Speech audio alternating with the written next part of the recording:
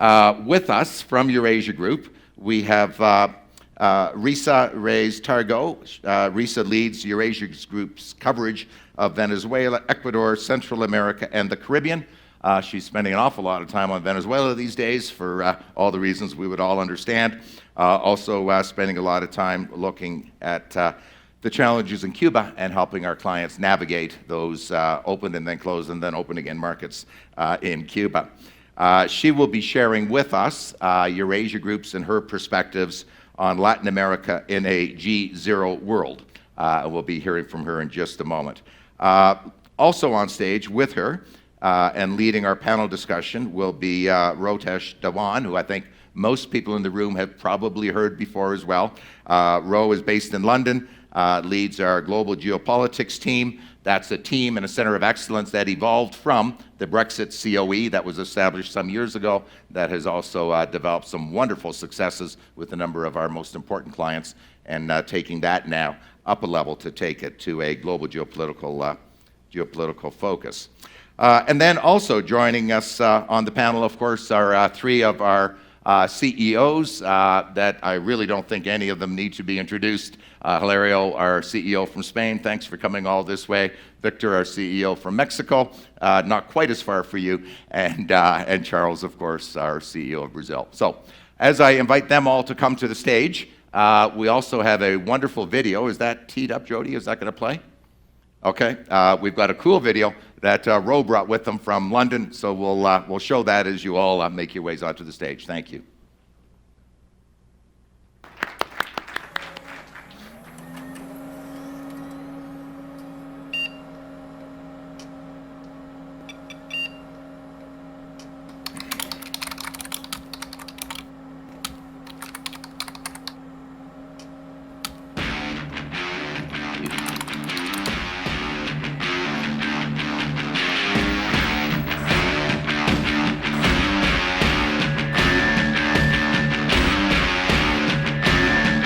Office of President of the United States.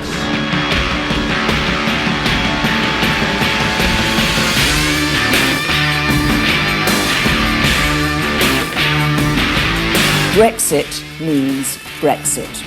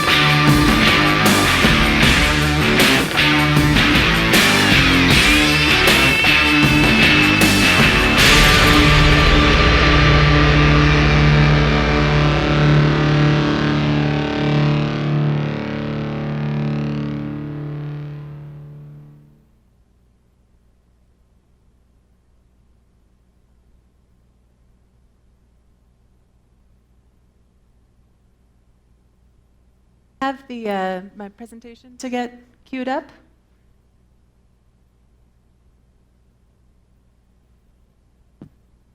Perfect, thank you. Well, good morning, everyone, and thank you for the invitation to be here.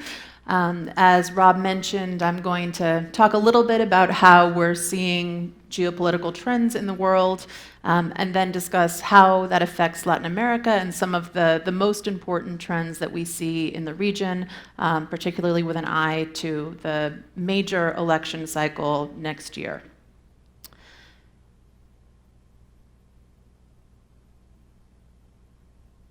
So turning first to the kind of geopolitical arena and what we're seeing there. If I can make this work. So some of the broader geopolitical trends that we see. Ian Bremmer, who is the president and founder of my firm, Eurasia Group, coined the term the G0 about 5 years ago to describe a world without any clear global leadership. This has been a trend that's been developing for many years and is driven by multiple factors. First, we've seen a US that has been less interested in being a global leader. Second, we've seen US allies, particularly in Europe, looking to hedge bets on US intentions. And finally, we've seen emerging powers like Russia and China seeking to assert themselves as alternatives to the US.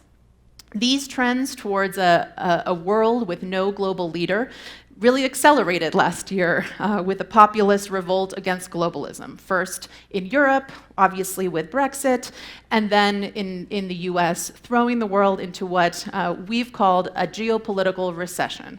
And essentially what that refers to is the fact that really since the end of the Second World War, every year the world's stability has been increasing. And now that's clearly no longer the case. So Trump's America First policy is a real shift and marks a break with the view that US leadership in the world is indispensable. And actually, it's based on the most fundamental principle or fundamental core value in the US, and that is independence. It's independence from alliances, independence from institutions, independence from public goods. And it's not isolationist per se, but it's unilateralist. We've seen a real shift in terms of values. This America First notion renounces the idea that US promotes democracy and rule of law. It believes that common values are a smokescreen that allow allies to take advantage of the US, and that the US ends up wasting resources on supporting multilateral institutions and are further misaligned with US interests. So in that context, NATO partners should pay more, NAFTA should be renegotiated. And a lot of this is being driven by voters' interest. As you can see from this graphic here, a solid majority of Americans don't support a US role as a world leader and feel no benefit from free trade or US military interventions, and very much want a US president to be focused at home. But the consequence for all of this, obviously, is a much weaker multilateral framework to resolve economic and security threats globally. With less communication between world leaders, we see the risk of accidents increasing, and there's nobody there to solve crises when they occur.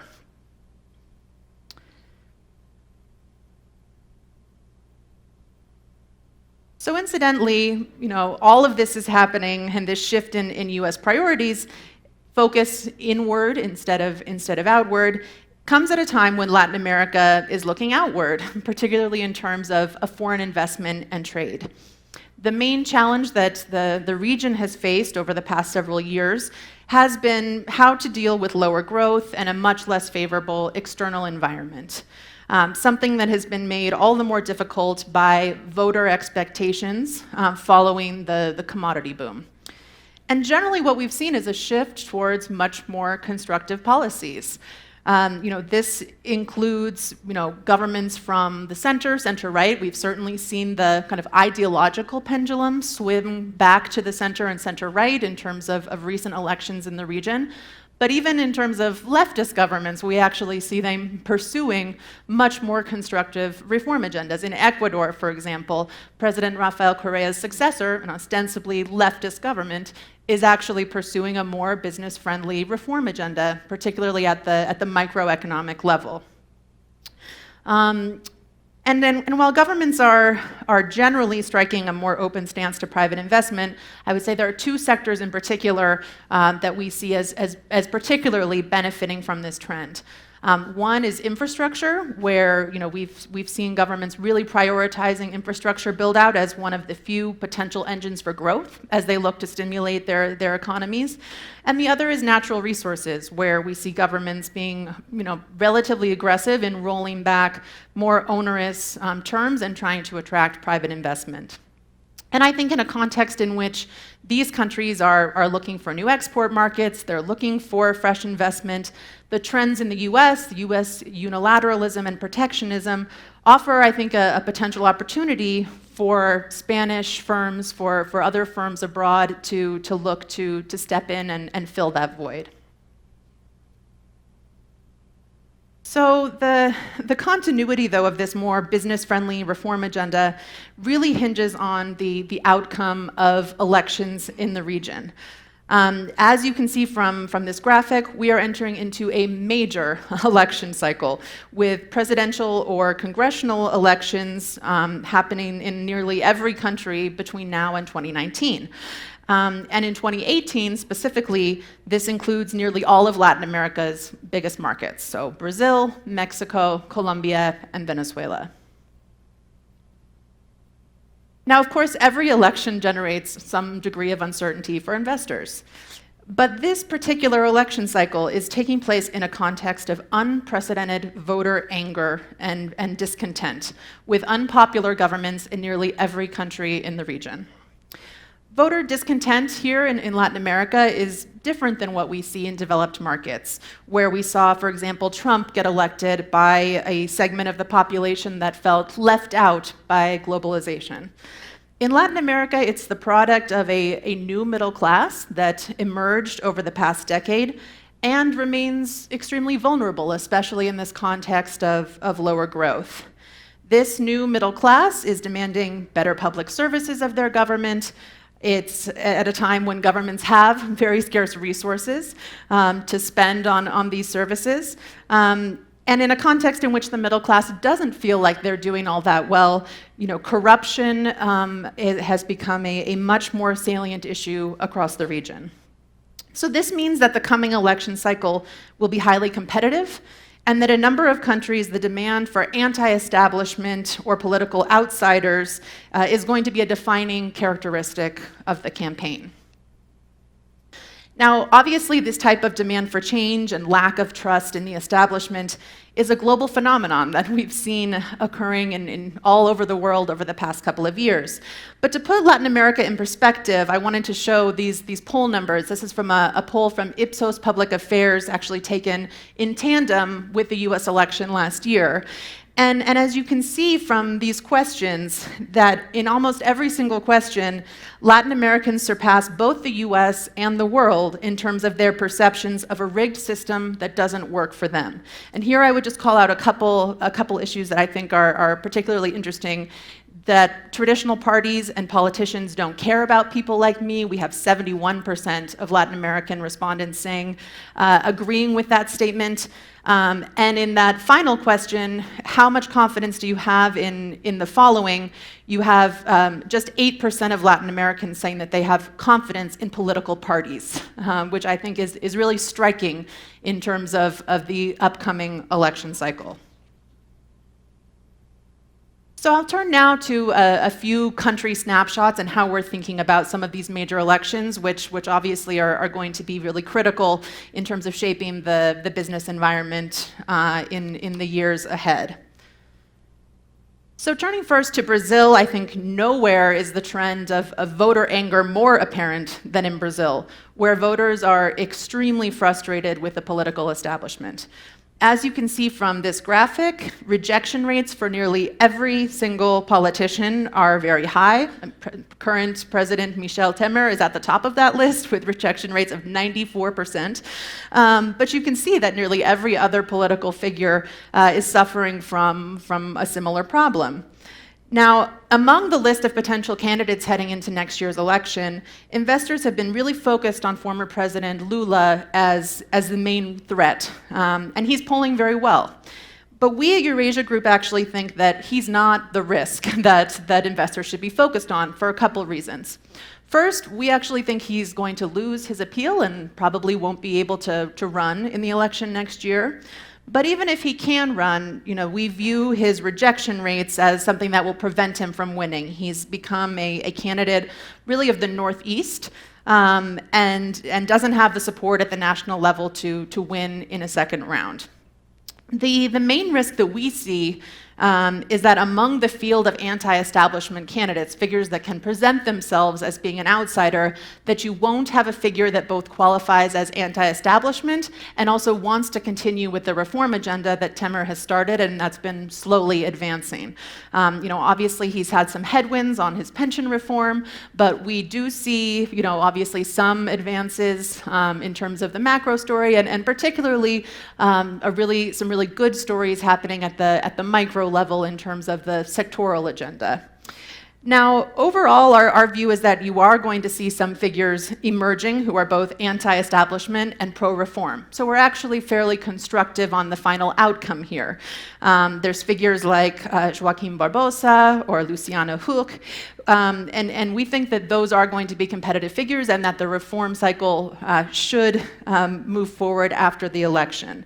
However, it's going to be a very divided field and it's going to generate a significant amount of uncertainty for investors in the meantime. In Colombia and Mexico, which I'll turn to next, the story is a bit different, and here we see corruption scandals and voter discontent actually opening up opportunities for more leftist candidates that haven't necessarily been available in the past. Here in Colombia, corruption has thrown the 2018 race wide open. Political dynamics up until now have really been defined by positions towards the FARC and attitudes about the peace deal. But as you can see from this graphic up top, corruption has now surpassed both security and the economy as the top voter concern. And up until recently, we at Eurasia Group were looking at 2018 as a three-way race between Vice President Hernán Vargas Lleras, President Santos' candidate, and former President Uribe's candidate. But you now have more than 20 candidates that span the ideological spectrum and some room for new figures to emerge. And this graphic at the bottom shows a kind of span from left to right of some of the main figures that will likely be contenders in the race. Here, like Brazil, today we actually think that the most competitive candidates will probably be center-right or centrist figures, Vargas Lleras or former Antioquia Governor Sergio Fajardo, neither of whom wants to change the overall investor framework. But we will also see leftist figures like former Bogotá Mayor Gustavo Petro mounting competitive campaigns. He's actually leading polls right now.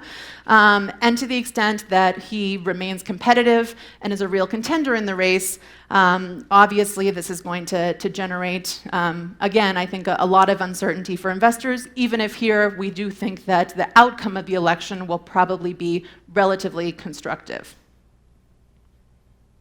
In Mexico, by contrast, we think that the left will be able to win with Andrés Manuel López Obrador, or AMLO, as he's known. AMLO, I think, was already in a strong position, looking, heading into these elections, and I think with the election of Trump has only seen his potential boosted, and now with additional divisions within the center-right PAN, is really, I think, the favorite for next year's election. Today, the election looks likely to be a contest between the PRI's candidate, which will be defined in December, but looks likely to be Finance Minister Jose Antonio Meade, and AMLO, owing to the fact that the PAN is now divided and running two separate candidacies. This, we think, will benefit AMLO, as it'll set it up as an outsider candidate, change, anti-corruption, versus the PRI, which is kind of the quintessential establishment party and has been dogged by corruption scandals. Now, if AMLO does win, as we expect, he will face important constraints that force him to moderate. He won't have a majority in Congress, and he'll have to be very sensitive to markets, owing to the fact that Mexico's economy is so open. And in fact, we've already seen him starting to moderate, much like Lula did in 2002, so as to ensure that he doesn't scare off investors. But unlike Lula, AMLO, I think, does have very strong ideological convictions, particularly about the oil sector, and genuinely dislikes the people that have been running Mexico for the past several decades. And so what we expect to see is Mexico moving into a higher category of political risk, where you have a president looking for ways, opportunities to implement his more industrialist views. Now, one variable that will also matter in terms of constraints here is, of course, NAFTA, which we're going to talk about, I think, a bit more in the panel. If NAFTA is in place, it will be an additional limitation on what AMLO can do. Today, our view is that there's a 55% chance you will get NAFTA successfully renegotiated by the end of the first quarter of next year. And that timing is really important, because if it slips past that date, we'll see it running into the Mexican election cycle and AMLO's views on NAFTA becoming more salient, and it'll also run into the US midterms, and also can potentially become a political issue there. So we see timing as being a real risk. And the other risk, of course, is Trump's own intransigence. And obviously that's been one of the key variables that's guided negotiations up until this point, which have certainly become more tense in the most recent rounds. Now, even if that's not the case, that we don't get a deal, we don't necessarily think that's the end of NAFTA, as legal battles would probably hinder a near-term US exit. But nevertheless, NAFTA is obviously going to be a defining issue for relations and trade relations, investment in North America. And if these negotiations do fail, will clearly generate immense uncertainty and start to shift investors' behavior with regards to Mexico vis-a-vis other opportunities. And then finally, I'll touch on Venezuela, which is my personal area of expertise. Obviously, it's an outlier here. Does still, I think, qualify in terms of voter anger and voter frustration. Here, too, we are going to have an election. I put it in quotation marks because it's going to be held on the government's terms. And I think that includes picking who the opposition candidate will be and otherwise kind of manipulating the rules of the game to ensure that President Nicolás Maduro can remain in power beyond next year. Today, Maduro actually looks to be in a very comfortable position. The opposition is in crisis following the regional elections. They're divided over participation in the local elections, and the government has become increasingly aggressive about going after parties that he views as a more existential threat, jailing opposition leaders, preventing them from running. And obviously he has total institutional control, and this has really helped to divide the opposition and I think make it difficult for them to find leverage in order to force regime change.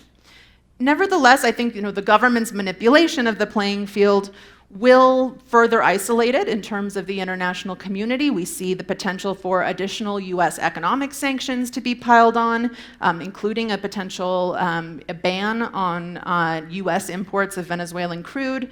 And at the same time, the government, what seems to be a imminent default, is going to further isolate Venezuela from financial markets as they have to look for ways to divert their oil flows and move assets around to avoid asset seizures. All of this, I think, is going to lead to additional isolation, obviously a deepening of the crisis, and that has implications for Colombia and nearly every country in the region, given the fact that we do see increasing outflows of Venezuelans going to other countries in the region, obviously has economic and political implications for the region overall. Now, I do think that eventually we are going to see political change happening in Venezuela, but the catalyst at this point, I think, with the government in total institutional control has to be social. And so we're waiting for that moment when there is a social explosion that truly creates a governance crisis that makes this current equilibrium unsustainable. With hyperinflation and acute goods scarcity, it does feel like that moment is coming. But I would say, given that it's dependent on these social variables rather than institutional channels, it's obviously a very hard in terms of to predict in terms of timing. So I think on that note, a bit of a downer, but I'll end there, and happy to discuss any of these issues with you following the presentation. And Ro, I think we're going to have a conversation. Thank you.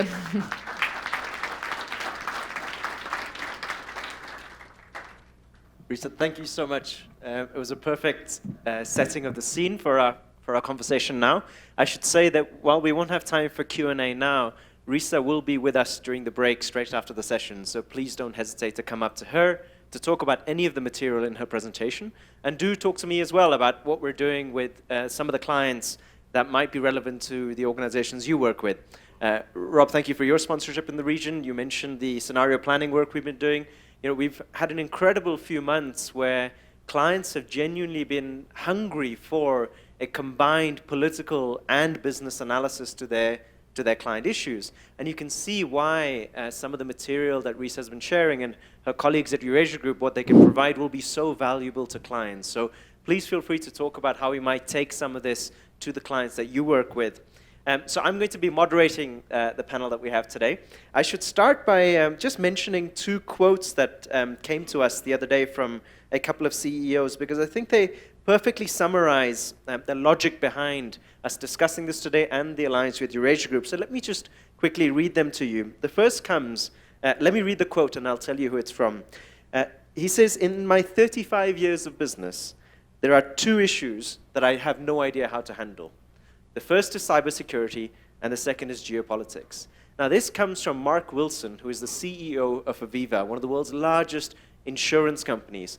Now, for a business that's meant to manage risk, the fact that he says he feels uncomfortable with geopolitics, I think is a wonderful example of just how difficult this is for many corporate leaders.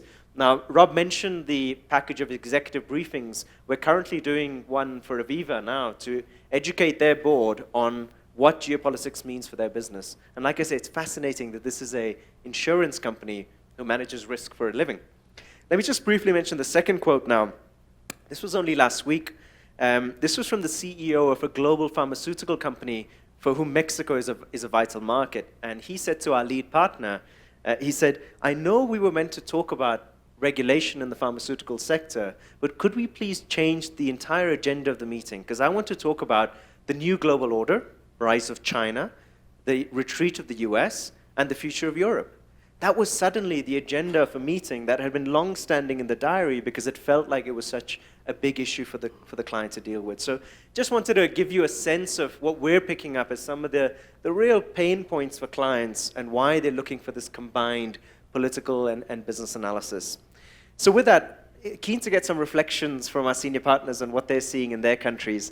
Charles, we must start with you, really. I mean, the kind of year that you've had politically in Brazil is phenomenal. The level of disruption that we've seen, and we'll come to Lava Jato and some of the broader corruption issues in a minute. I just wanted to get your take on actually quite a simple question, which is, how do Brazilian companies think about the political environment? Because on the one hand, you've got some difficult issues, fiscal reform, pension that Risa mentioned. On the other hand, there's actually some good stuff happening, oil and gas tax laws, mining reform. So companies on the one hand might be feeling nervous, on the other hand feeling positive. What's the general mood and how are they coping? Oh, thank you, Ro. I think we have to reflect that the region is an emerging market region. So you have to expect that some instability always is there. And particularly in Brazil, if you looked at the past, we had really good and bad moments. And we make jokes in Brazil that Brazil is forever the country of the future, but the future never arrives. But I think even with this instability, there was very clear a way to predict things in the future. And this does not mean that it's bad or good. You could predict. So you could invest and at least foresee the return of this investment. And in spite of all turmoil that we have been seeing in Brazil, this was always something that you could count on. What we are seeing now is really a different, maybe now is the last 10, 15 years, is a different social trend. We see really a trend to socialism, but extreme socialism. And from the other side, you see the rise of nationalism, which is the opposite. And this is not different that we are seeing in Europe probably right now. For the first time, we see in Germany the Nazi party having representatives again. And it's so strange that you start to see in Brazil people really thinking good things about the age of the dictatorial system that we had in the past that killed a lot of people. So socialism, nationalism is probably bringing a radicalism from both sides. If you put this in what we discussed with Joachim and with you, Risa, about Brexit, North Korea, Trump, immigration in Europe, terrorism, I think it's fair to say that these aspects are breaking a little bit this sense of predictability to the future. So I have to think fast. And as you said, geopolitics is really big time on the agenda of all CEOs. When you make budgets, of course, you see market opportunities, you see the strength of your products, but geopolitics is really, really on the agenda of all CEOs right now. And on top of it, you see technology disruption, absence of borders, and you see a big shift in talent. So you have to consider that probably 50% of the people that work nowadays are millennials, and they're different. The long-term thinking is probably totally different that we had before. So all of this is changing a lot the environment in Brazil and the business opportunities. When we were sitting on the table, Victor described himself as a millennial, so we'll ask him to comment on how the millennials think in a minute. And Hilario, I know what Charles was saying just now about the predictability about the future. In Europe, it's suddenly broken, no? You've had the Brexit vote, you've had nationalist and populist movements in many other countries, Netherlands, France, of course, the election went a certain way, but it could have gone another way.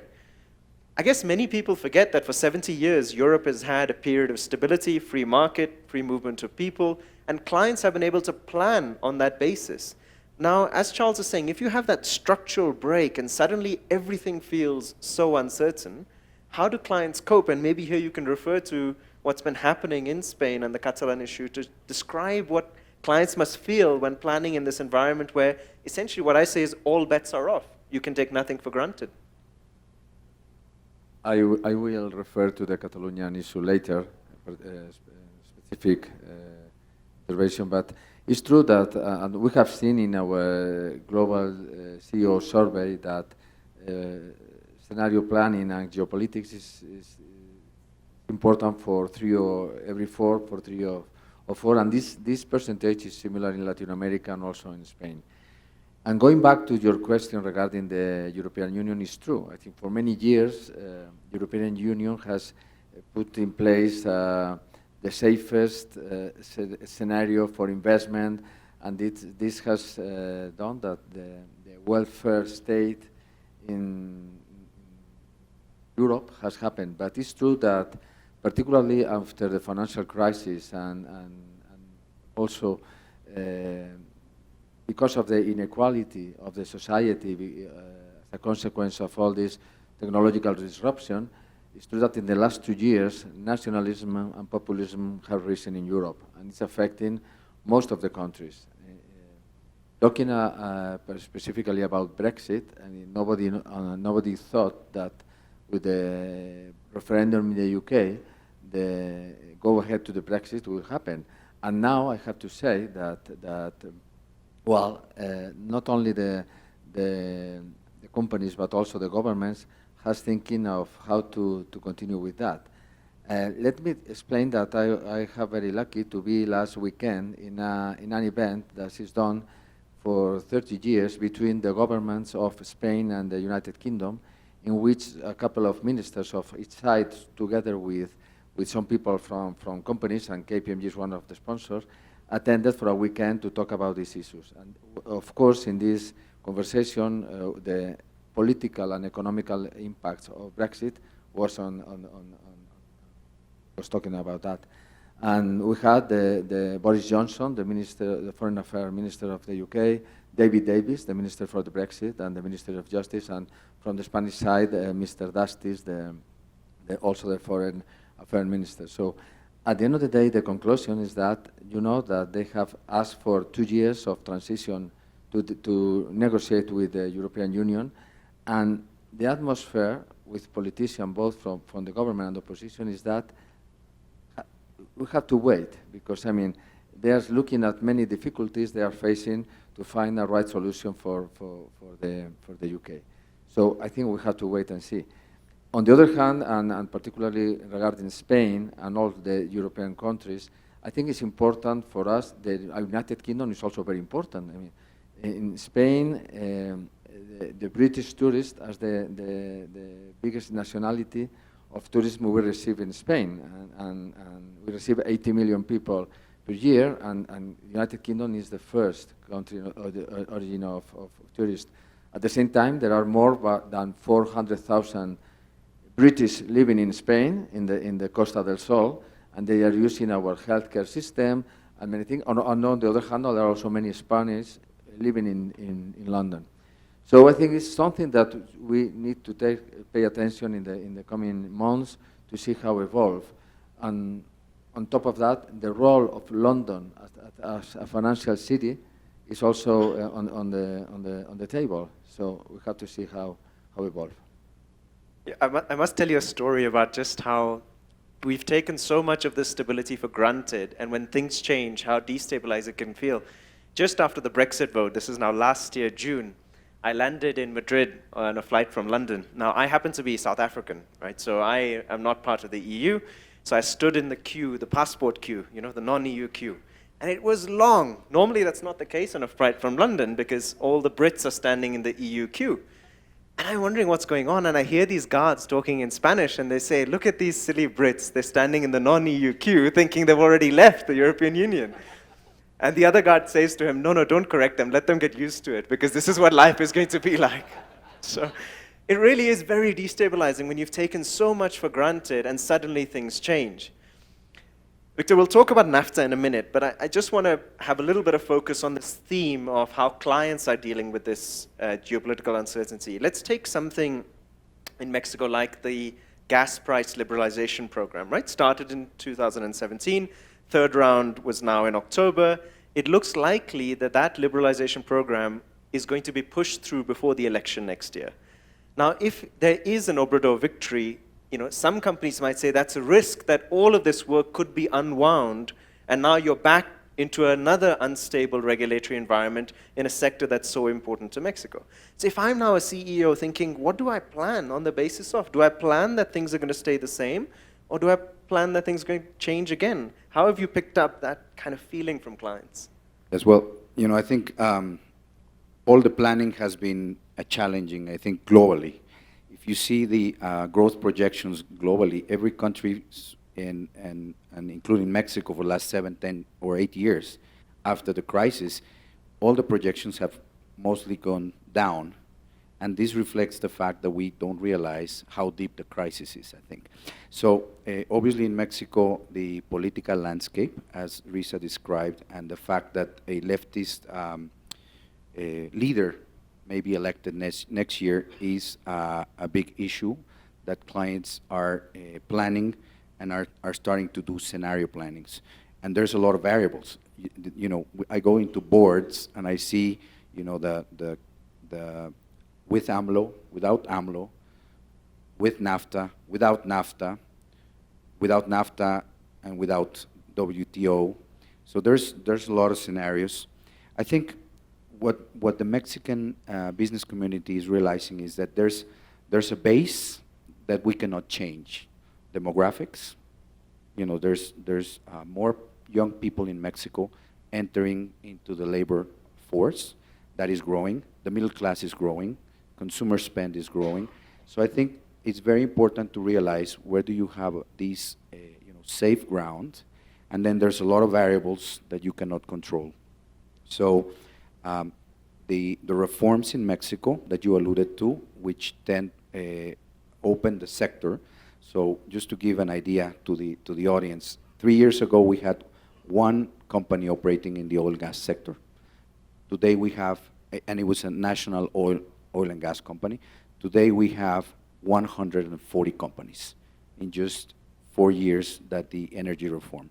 We went from one brand of gas stations to 18 in the country in 4 years. This also reflects the speed of change.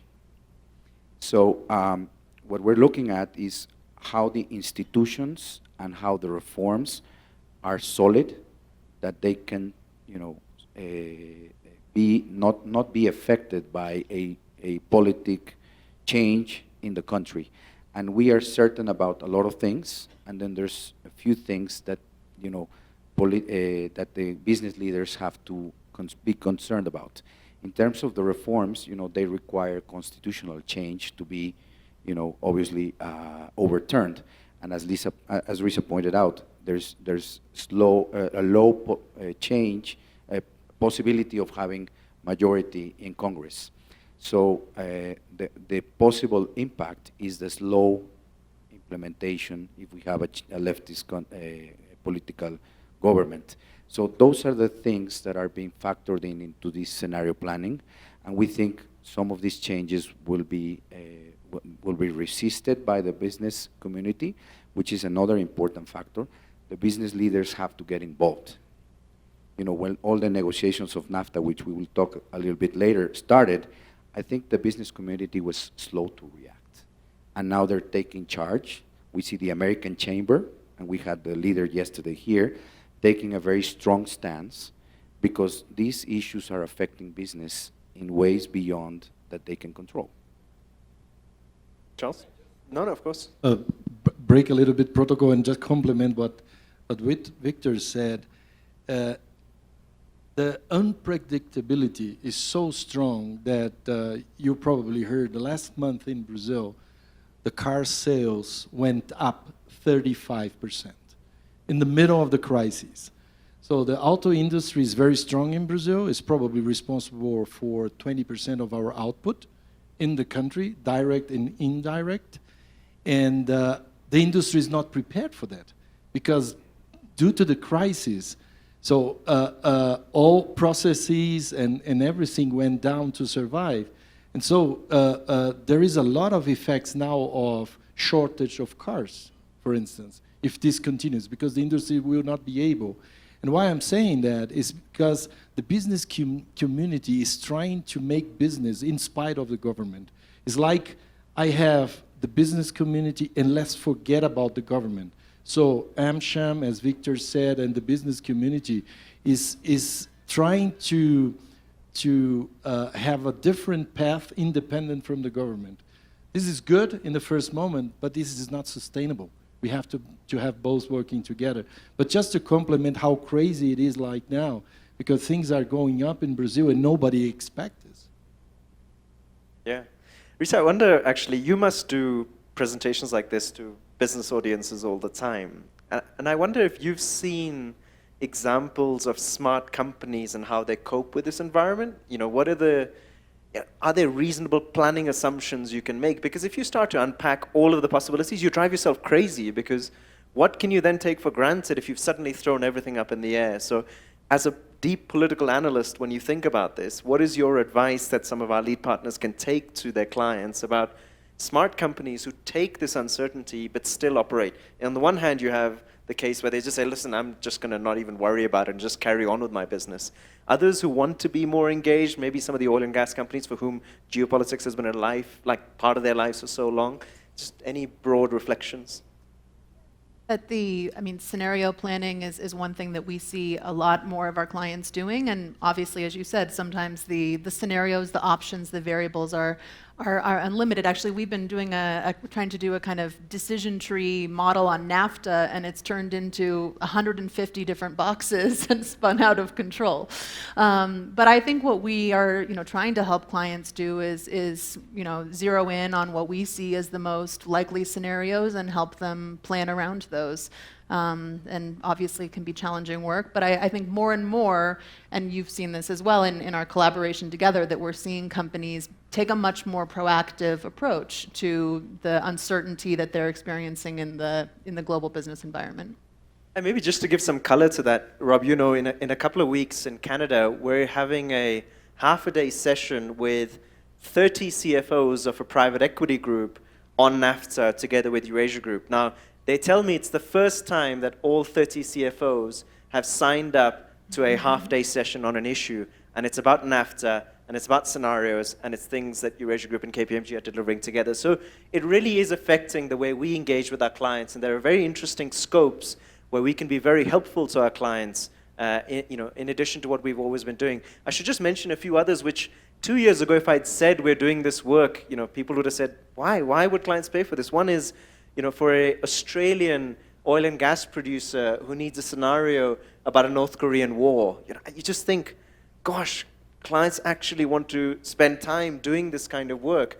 Brexit, as you know, Hilario, our pipeline of Brexit work has grown significantly over the last 3 months, as many businesses have chosen to relocate or at least change their corporate structuring from London. And I know on the Catalan issue, we haven't seen much of that so far, but these are just examples of where this macro level change filters through into the kinds of questions that our clients are asking us.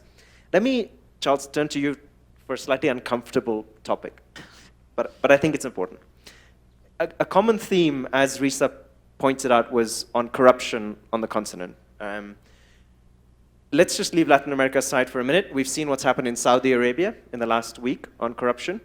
My home country, South Africa, is no stranger to corruption. And many of you will know that our firm, KPMG in South Africa, is involved in a matter related to corruption. So we've really felt very personally the effect of when there's corruption in the environment, how to manage and navigate that. Now, some of the questions that our clients have been asking us is, how can we be politically savvy enough to not get caught up in that kind of an issue? From the experience of the last year, Lava Jato, what's your sense about how the business sector thinks about corruption? Because we always think corruption, government. Actually, there's always a counterparty in the private sector when you're talking corruption. So how do clients cope with that? I think this is really a difficult answer. But if you can see the glass half full, maybe we have the unique opportunity in Brazil to really do a deep investigation and see and maybe separate the good from the bad. What I'm seeing so far is, for the first time, you see politicians really in jail. You see a lot of CEOs, and just to mention one, Marcelo Odebrecht is in jail for more than 3 years. So, and he's not able to find a way to get out. But what is sad on that, Ro, is that the countries in South America, not just Brazil, we have to take care of health, of education, and mainly of infrastructure. There is a lot of problems in infrastructure that really prevent our countries to move forward. And if you see the corruption scheme was really is in almost all business, but it was really, really big on the construction business. And so when we start to think about infrastructure, you see a lot of these companies, Andrade Gutierrez, Odebrecht, Camargo Correa, and all these that are regional companies. They are not just acting in Brazil, they are acting even in the US, forbidden to participate on any public bid. So the infrastructure change is suffering really a lot. And, but one thing that is positive is very similar to what we heard yesterday from the CEO of Santander, is that you see more and more companies saying, we are not part of this anymore. And population also thinking about it. Because corruption is not just the big billion that you are bribing. Corruption can be the simply pirate CD that you are buying on a corner. So we have to change the behavior, the overall behavior of the country, really to change that. I think business community is changing also because of the technology. Brazil is probably one of the most developed countries in terms of technology in tax. And this is, of course, very good to bring formality to the market, but has a side effect very powerful that puts the person out of the process. So the technology is doing all the checks, and so you don't have anymore the fiscal person going there and saying, you know, I saw something here that we can maybe solve in a different way. So technology is trying to avoid that. I think there is still a long way to go, but I think we are probably getting out of this much stronger than we were before. It's amazing, Charles, when you make it personal, it means something different. In South Africa, our biggest corruption scandal was in the price of bread. That affects the poorest of the poor. It's a very personal issue. We can talk about it at a conceptual level, but these things matter a lot, and you can tell why companies that are caught up in it get so much anger from the public, and why it's so important to be politically savvy to make sure you don't unwittingly work for people you shouldn't work for, you don't fall into the wrong kinds of business relationships, and that's where the kind of political analysis on what's happening in a country becomes so useful. Victor, I don't know, Risa, if you want to come in on that. I mean, so we did a lot of work, right after Trump's election, looking at Trump's impact on the region and thinking about what this risk meant. And remarkably, over the last year, the kind of contagion from Odebrecht has proven to be a much bigger problem for the region. I mean, we see this affecting governments standing throughout the regions and propelling a lot of this voter anger, and also affecting economies as, governments have been forced to put these major infrastructure construction projects on hold, and that's really had a knock-on effect on growth and has kind of helped to shape the political landscape as well. Risa, while you have the mic, perhaps you could give us a bit of a flavor. You said that Latin America was looking out as the rest of the world was looking in. Keen to get your perspectives on how the America First stuff, Europe dealing with some internal challenges, and the rest of the world in pretty uncomfortable places is going to affect the prospects for Latin America. What are some of those external influences on the continent that people should be watching out for? So, I mean, I think that it actually just forces governments to be, I think, even more aggressive in terms of, to the extent that they want new export markets, that they want new investment, that they just have to be more aggressive about improving terms for companies and trying to open up those markets. It is a bit of this clash in terms of, what Latin America is looking for and who's there to respond.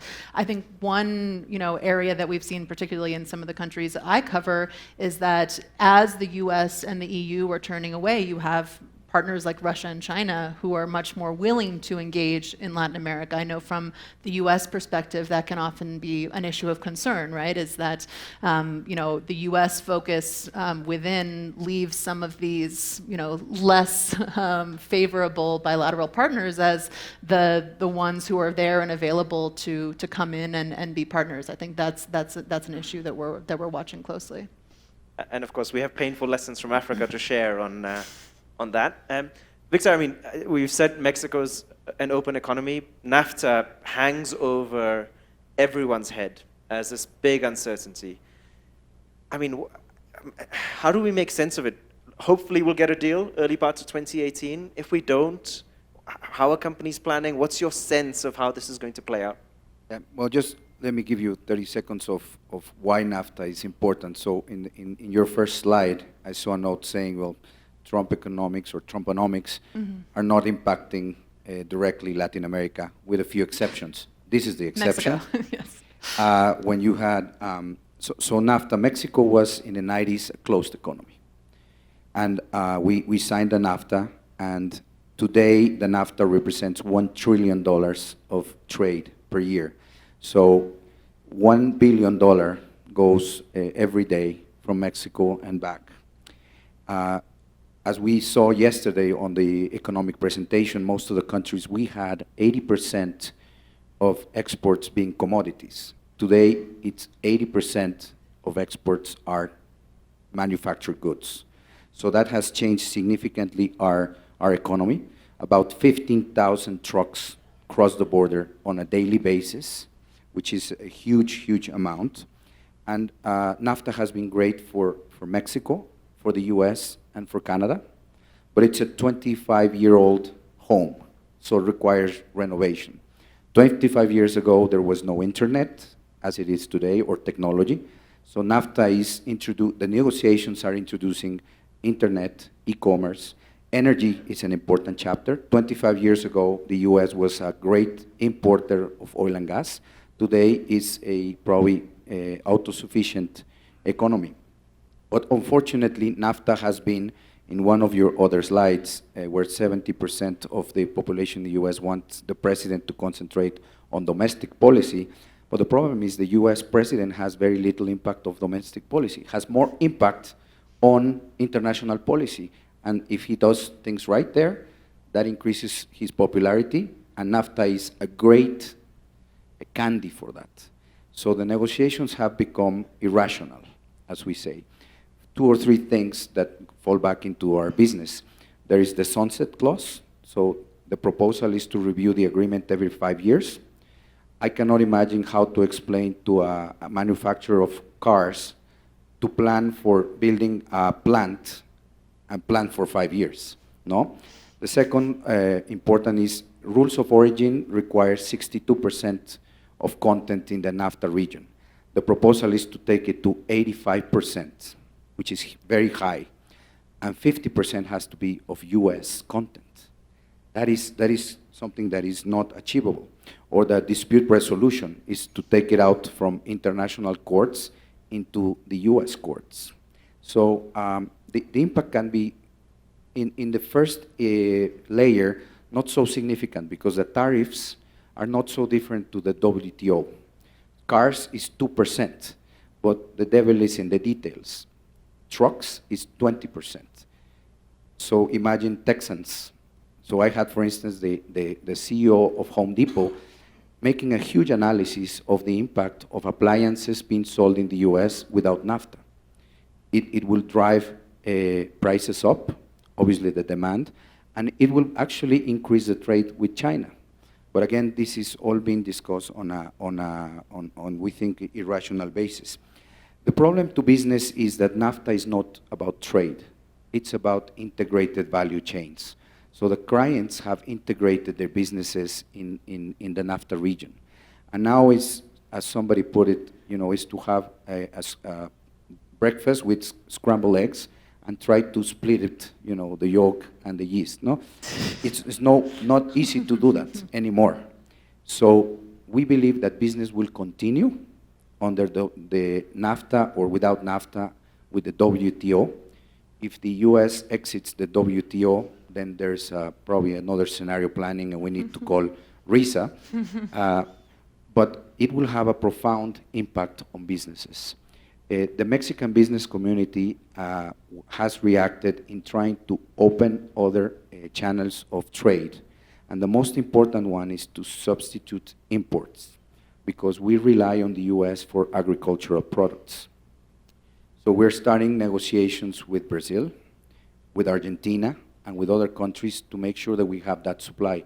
And that is a very important item on the agenda by the companies and the boards. The second item, I think, is as I told you, there's a more active participation by the business community, because they realize they cannot remain passive. They have to take a stand. They have to go and talk to their leaders. And we're talking about the lack of representation by political systems, not only to the society, but also to businesses, making them accountable for this. But the risk is out there. And I think the most important risk for Mexico about not getting a deal with NAFTA is not about trade or tariffs. It will be about certainty and credibility for the investors in our country. And that is the largest risk that we see coming, for the next few years. Victor, thanks. That was a really good analysis, I think, of some of the issues, You speak about this rationality point, and this is where, Hilario, I wouldn't mind if you would talk to us about Catalan a little bit, because the area I'm interested on the Catalan issue, which is similar to Brexit, which is similar to NAFTA, is politicians making decisions after which there doesn't seem to be a plan for them. On Brexit, we decided we're leaving the European Union. There was no plan for how we would do it. The Catalan independence issue, many people say, now what? What is the plan?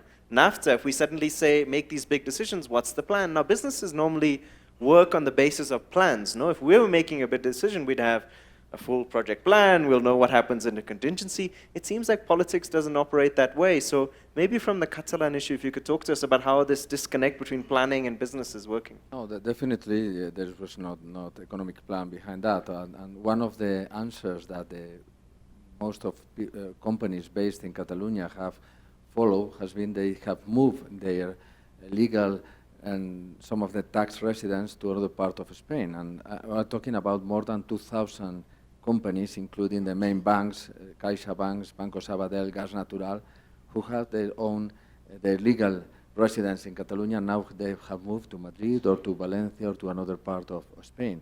And that means that they have to make the boards in this new residence and also the shareholders meeting, and this is the danger of never come back again. But in any case, I would like to a few minutes to explain more or less which is the situation and how this happened. And if you don't mind, and in order to do in a more precise way, I would like to do in Spanish in order to everybody understand. Bueno, lo que sí me gustaría comentar, la opinión, es mi opinión lógicamente, es que, bueno, como todos saben, España es una democracia en la cual pues los derechos humanos y el Estado de Derecho es respetado y se respeta pues desde hace más de 40 años, ¿no? Desde hace 40 años en España hay una Constitución que fue votada por una amplísima mayoría de los españoles, incluido el 90% de los catalanes votaron afirmativamente. Entonces, de acuerdo a la Constitución española, la decisión sobre si una parte de España quiere independizarse tiene que ser una decisión que toma parte todos los españoles, porque es una parte de España. Es lo mismo imaginar lo que podría pasar en Francia o en Brasil o en México o en Estados Unidos si el estado de Texas decidiera unilateralmente independizarse. Y es lo que ha pasado en España. Entonces, al final, Cataluña es una de las regiones más prósperas económicamente de España y hay un trasfondo económico en todo esto que ha sucedido, ¿no? Entonces, lo que ha pasado ha sido que el gobierno en Cataluña, es verdad, el gobierno en mayoría en cuanto a número de asientos en el Parlamento catalán, pero no en cuanto a votos, pues tomó la decisión de organizar un referéndum el 1 de octubre, que era un referéndum que era ilegal, puesto que solo convocaban a los catalanes y no al resto de españoles. Entonces, ese referéndum de aquella forma se celebró, aunque no fue, vamos, sin ningún tipo de control, y bueno, y claro, votaron solo, pues hay 7 millones de habitantes en Cataluña, votaron 2 millones, es decir, una minoría, y bueno, salieron estos resultados.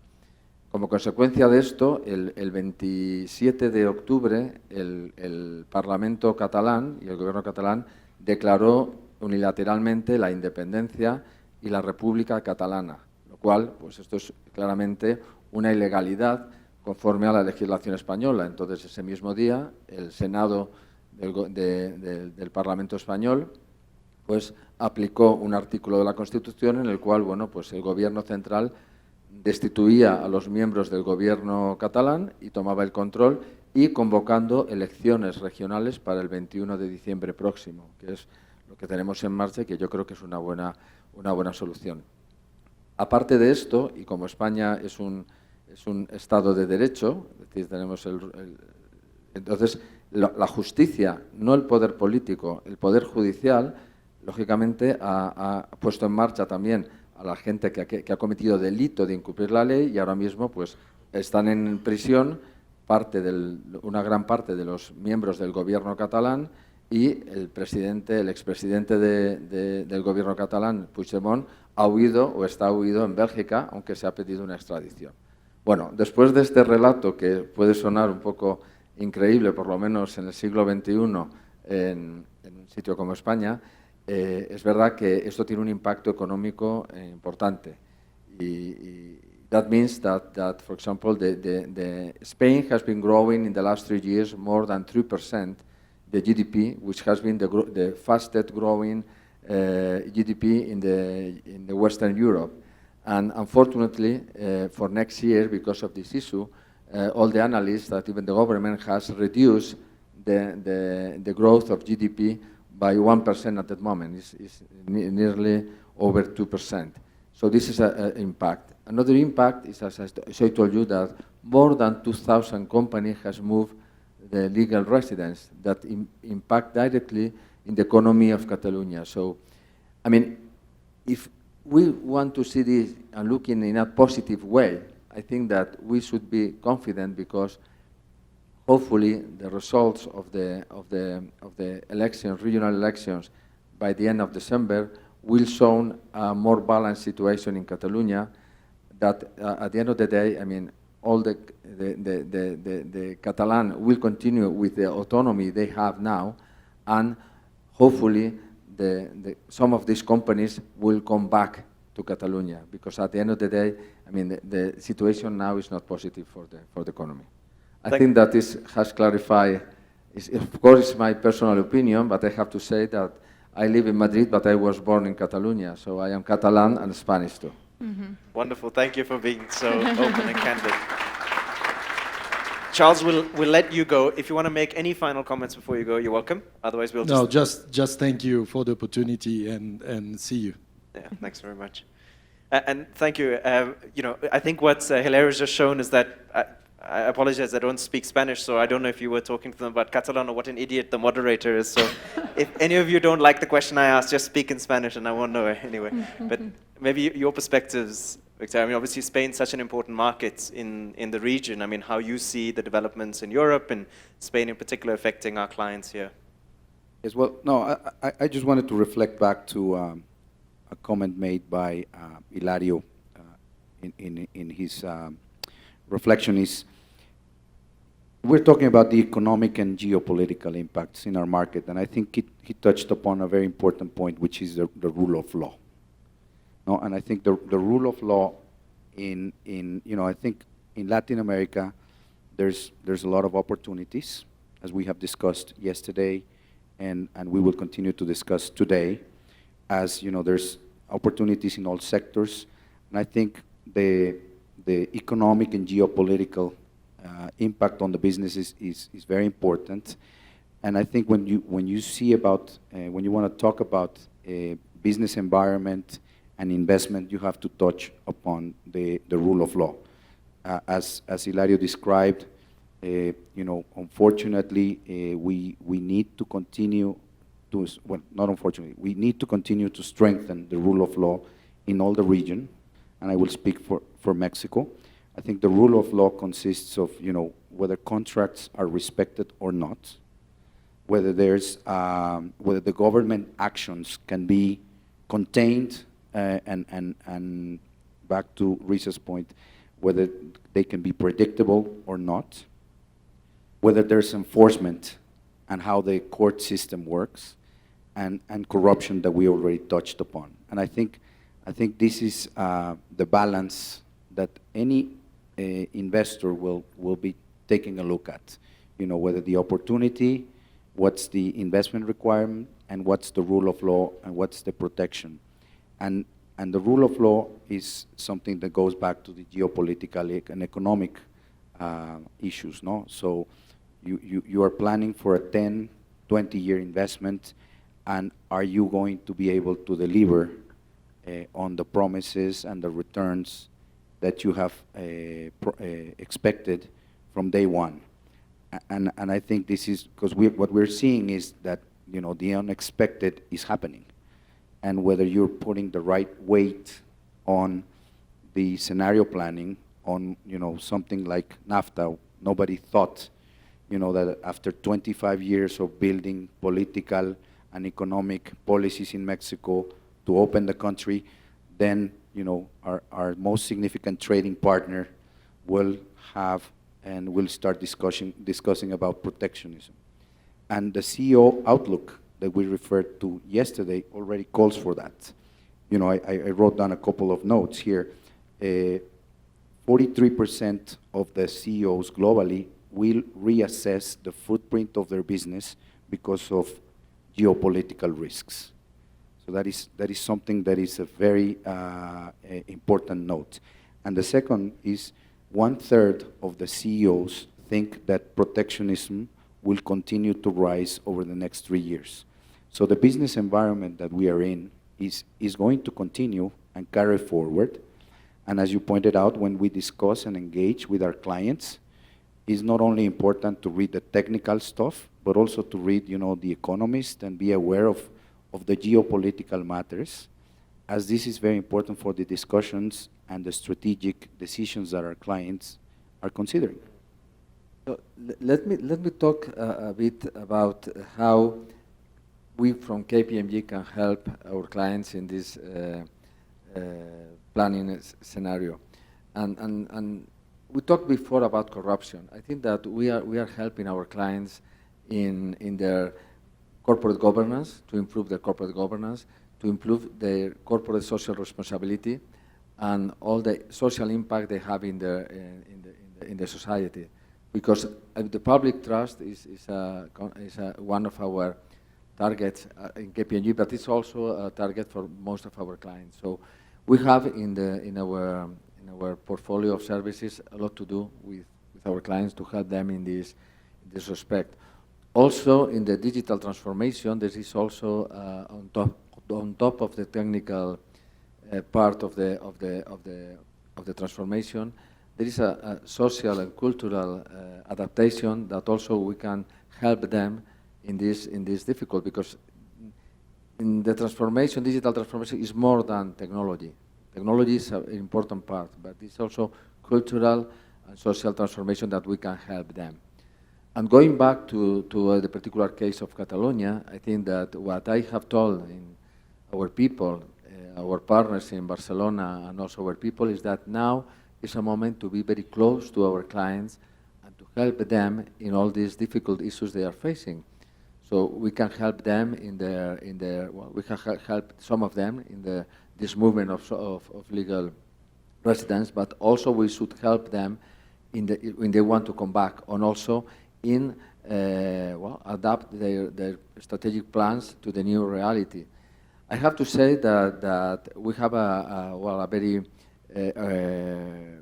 ambitious growth plan for KPMG in this financial year 18, and that once these things in Catalonia has happened, of course, it's going to affect in a very short term to our deal advisory business in Barcelona, because it's true that now in this uncertainty environment, I mean, foreign investors in Catalonia are now looking more carefully.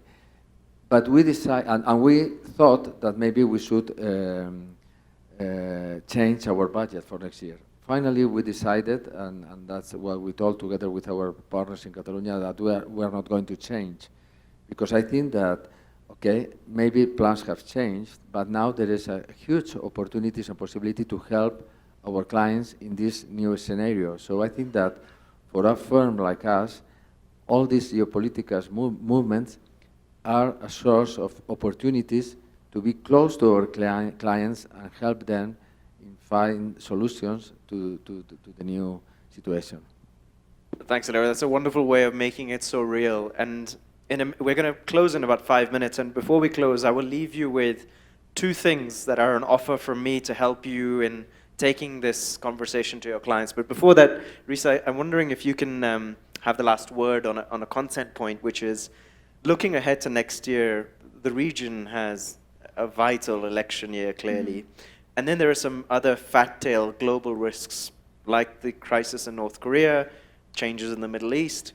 I mean, if you were to just highlight the few things that you think should be top of our minds, both in the region and globally, for the next year to watch out for on geopolitics, what would they be?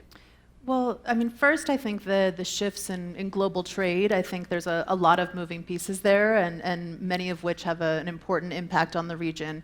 US-China trade tensions, that's an area that we think tensions between the two are going to pick up next year. We don't see this escalating to a trade war, but if that happens, obviously it has huge implications for Latin America and for everyone. Also more broadly, what the U.S. kind of pulling away from global trade means. Here, we have, I think, others trying to pick up the mantle. The EU, in particular, has really been stepping in. We also have TPP now trying to move forward without the U.S. And I think this also means we'll see a lot more bilateral trade agreements that involve, the region and beyond. I think the issue there is going to be the quality of trade agreements, and we may see a kind of proliferation of agreements, but not necessarily of the best quality, right? I think that's something that we're watching. And then in terms of geopolitical risks, I would highlight, obviously North Korea is a huge fat tail risk that we're watching closely. I think the Iran deal falling apart is also a big one. And then also what China's own internal transition means. We have China undergoing this process. They just had their party congress, and I think there's a lot of questions about their reform agenda and what's that going to mean for their economic growth, and obviously that has huge implications for Latin America and the rest of the world. And Brexit, I guess. And Brexit, of course. Brexit hangs over all of us.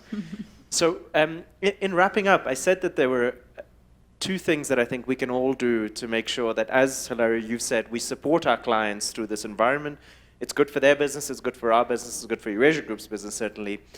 The first is thanks to Victor's sponsorship and Charles' sponsorship, we're going to be in the region, our geopolitics team, along with Eurasia Group, for the remainder of this year and in the first quarter of next year. So for your clients, if there's a client that you feel will really benefit from this kind of analysis one-on-one with Eurasia Group, please get in touch with me so we can make sure that we set up those client meetings and we can come with you to give a briefing on a particular set of elections, to talk about broader geopolitical risk. It's something that clients really value. So if you can just write to me directly and tell me that you want us to go meet with you to your client, we'll make sure that happens next year when we're here on a roadshow. And the second, and Jody, maybe we can see how to make this happen post the conferences. I hope all of you receive Eurasia Group's material. We have access to all of their research. They publish a huge amount every week on a country-by-country basis, on a regional basis, on a macro basis. And if you don't already receive this information, I'll make sure we get a link to you where you can sign up to get their daily research. It really is amazing, and every week Ian Bremer does an update which goes to, I don't know, 10,000, 15,000 people. Many of our partners receive it. So it's very valuable material, and we'll make sure that you get onto the mailing list for that. So think about your client that you would like us to see next year and sign up for the material as two immediate ways, I guess, Hilario, that we can make sure that we utilize this disruption to help our clients through the environment. So I guess with that, I'm just going to say a huge thanks to all of our panelists, Charles in his absence. You were wonderful. Thank you for your candor, for your honesty, for engaging, and I hope you found it valuable. As I said, we'll certainly be around over the break, so come have a chat, and let's continue the conversation. Thank you very much.